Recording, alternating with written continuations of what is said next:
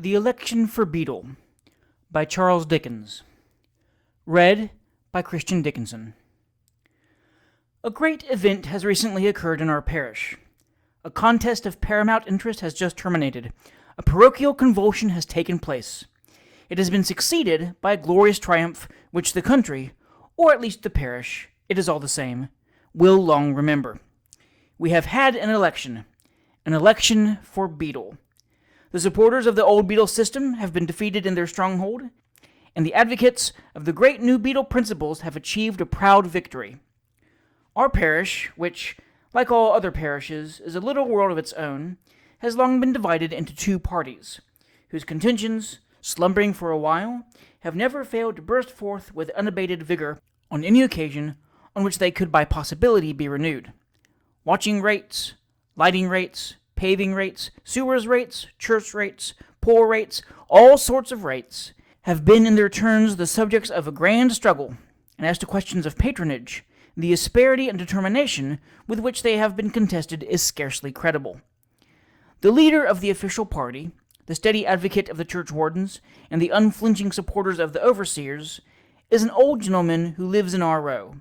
He owns some half a dozen houses in it, and always walks on the opposite side of the way, so that he may be able to take in a view of the whole of his property at once.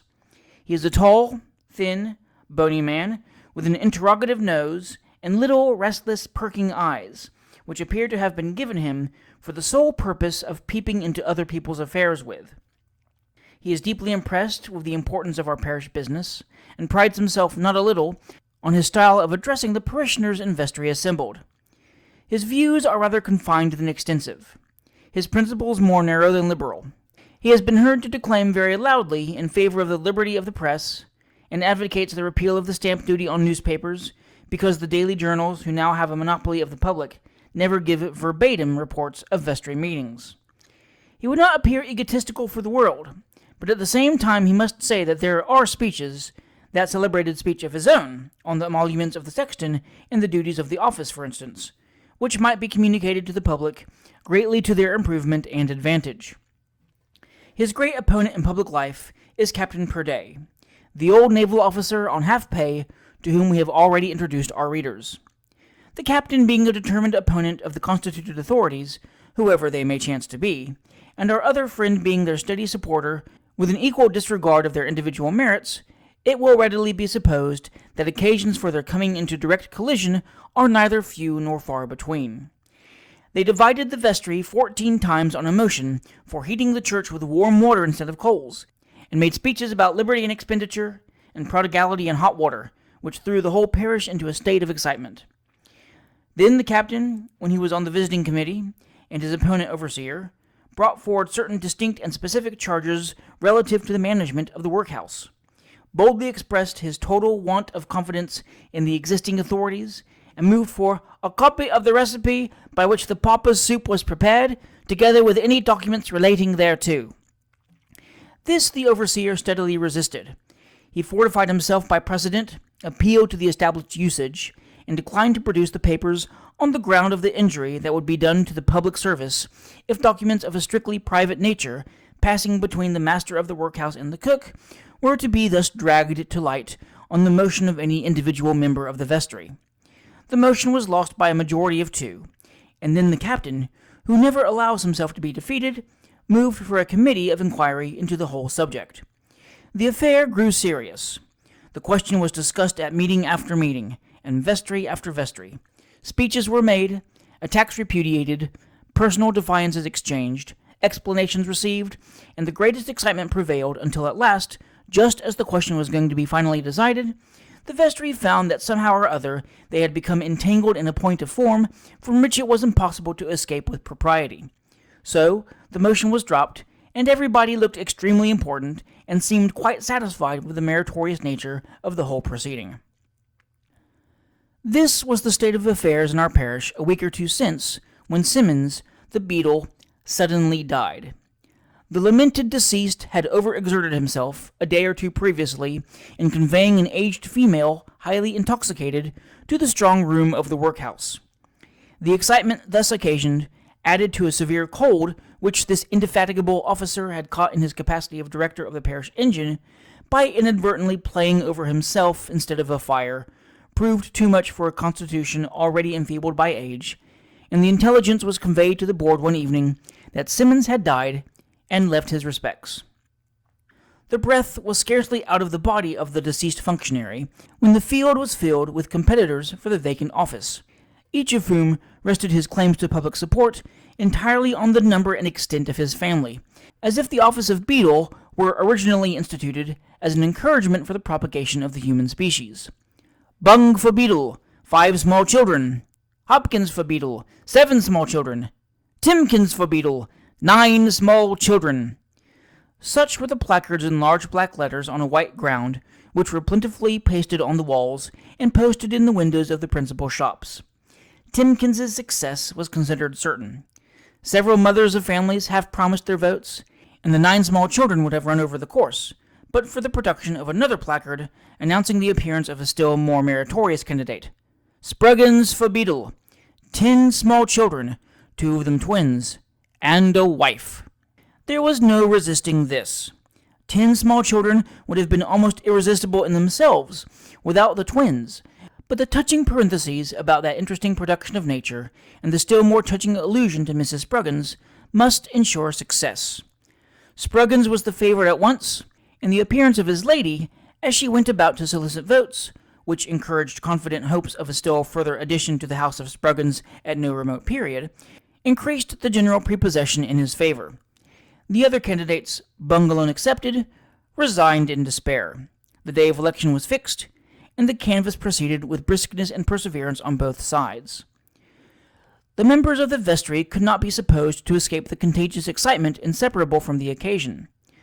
The majority of the lady inhabitants of the parish declared at once for Spruggins, and the quondam overseer took the same side, on the ground that men with large families had always been elected to the office, and that although he must admit that, in other respects, Spruggins was the least qualified candidate of the two, still it was an old practice, and he saw no reason why an old practice should be departed from. This was enough for the captain. He immediately sided with Bung, canvassed for him personally in all directions, wrote squibs on Spruggins, and got his butcher to skewer them up on conspicuous joints in his shop front, frightened his neighbor, the old lady, into a palpitation of the heart by his awful denunciation of Spruggins's party, and bounced in and out, and up and down, and backwards and forwards, until all the sober inhabitants of the parish thought it inevitable that he must die of a brain fever long before the election began. The day of the election arrived. It was no longer an individual struggle, but a party contest between the ins and outs. The question was, whether the withering influence of the overseers, the domination of the churchwardens, and the blighting despotism of the vestry clerk should be allowed to render the election of a beadle a form, a nullity, whether they should impose a vestry-elected beadle on the parish to do their bidding and forward their views, or whether the parishioners, fearlessly asserting their undoubted rights, should elect an independent beadle of their own. The nomination was fixed to take place in the vestry, but so great was the throng of anxious spectators that it was found necessary to adjourn to the church, where the ceremony commenced with due solemnity. The appearance of the churchwardens and overseers, and the ex-churchwardens and ex-overseers, with Spruggins in the rear, excited general attention. Spruggins was a little, thin man, in rusty black, with a long, pale face, and a countenance expressive of care and fatigue, which might either be attributed to the extent of his family, or the anxiety of his feelings. His opponent appeared in a cast-off coat of the captain's, a blue coat with bright buttons, white trousers, and that description of shoes familiarly known by the appellation of high-lows. There was a serenity in the open countenance of Bung, a kind of moral dignity in his confident air, an "I wish you may get it" sort of expression in his eye, which infused animation into his supporters and evidently dispirited his opponents. The ex-churchwarden rose to propose Thomas Spruggins for beadle. He had known him long. He had had his eye upon him closely for years. He had watched him with twofold vigilance for months. A parishioner here suggested that this might be termed taking a double sight, but the observation was drowned in loud cries of "Order!" He would repeat that he had had his eye upon him for years, and this he would say, that a more well-conducted, a more well-behaved, a more sober, a more quiet man, with a more well-regulated mind, he had never met with. A man with a larger family he had never known. Cheers. The parish required a man who could be depended on. Here, from the Spruggins side, answered by ironical cheers from the Bung party. Such a man he now proposed. No. Yes. He would not allude to individuals, the ex-churchwarden continued, in the celebrated negative style adopted by great speakers. He would not advert to a gentleman who had once held a high rank in the service of his Majesty. He would not say that that gentleman was no gentleman. He would not assert that that man was no man. He would not say that he was a turbulent parishioner. He would not say that he had grossly misbehaved himself not only on this, but on all former occasions. He would not say that he was one of those discontented and treasonable spirits who carried confusion and disorder wherever they went. He would not say that he harbored in his heart envy and hatred and malice and all uncharitableness. No. He wished to have everything comfortable and pleasant, and therefore he would say nothing about him. Cheers. The captain replied in a similar parliamentary style. He would not say he was astonished at the speech they had just heard. He would not say he was disgusted. Cheers. He would not retort the epithets which had been hurled against him. Renewed cheering. He would not allude to men once in office, but now happily out of it, who had mismanaged the workhouse, ground the paupers, diluted the beer, slack-baked the bread, boned the meat, heightened the work, and lowered the soup. Tremendous cheers. He would not ask what such men deserved, a voice, nothing a day, and find themselves. He would not say that one burst of general indignation should drive them from the parish they polluted with their presence. Give it him! He would not allude to the unfortunate man who had been proposed. He would not say as the vestry's tool, but as beadle. He would not advert to that individual's family. He would not say that 9 children, twins and a wife, were very bad examples of pauper imitation. Loud cheers. He would not advert in detail to the qualifications of Bung. The man stood before him, and he would not say in his presence what he might be disposed to say of him if he were absent. Here Mr. Bung telegraphed to a friend near him, under cover of his hat, by contracting his left eye and applying his right thumb to the tip of his nose. It had been objected to Bung that he had only 5 children. Hear, hear, from the opposition. Well, he had yet to learn that the legislature had affixed any precise amount of infantine qualification to the office of beadle. But taking it for granted that an extensive family were a great requisite, he entreated them to look to facts and compare data, about which there could be no mistake. Bung was 35 years of age. Spruggins, of whom he wished to speak with all possible respect, was 50. Was it not more than possible? Was it not very probable that by the time Bung attained the latter age, he might see around him a family, even exceeding in number and extent that to which Spruggins at present laid claim? Deafening cheers and waving of handkerchiefs. The captain concluded, amidst loud applause, by calling upon the parishioners to sound the tocsin, rush to the poll, free themselves from dictation, or be slaves forever.